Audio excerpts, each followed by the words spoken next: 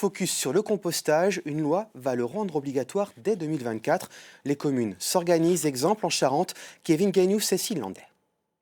C'est une première dans le village qui a fait venir quelques curieux. Ce qu'on vous propose, c'est de vous inscrire et pour venir récupérer un bioseau.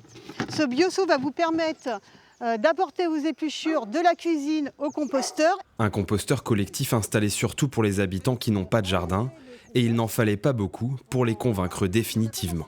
C'est un geste citoyen, moi, je crois, pour nos enfants.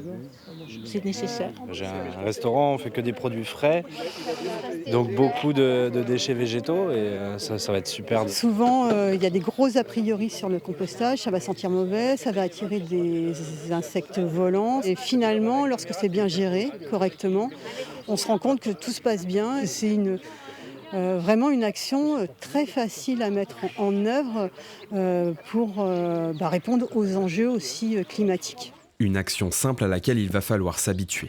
Car dès le 1er janvier 2024, chaque Français devra pouvoir trier ses biodéchets. La course contre la montre est donc lancée pour le syndicat mixte en charge de la question.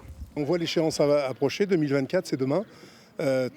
Donc il faut que ces expériences-là soient multipliées.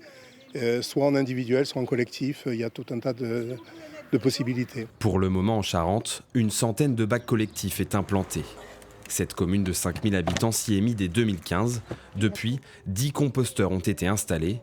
Michel, elle, est déjà bien rodée. Je fais ça parce que pour le mettre quelque part, pour que ça serve aux autres. Ici, tous les 15 jours, les bacs sont entretenus par le centre social. Le compost après maturation est à la disposition des habitants ou de la commune directement.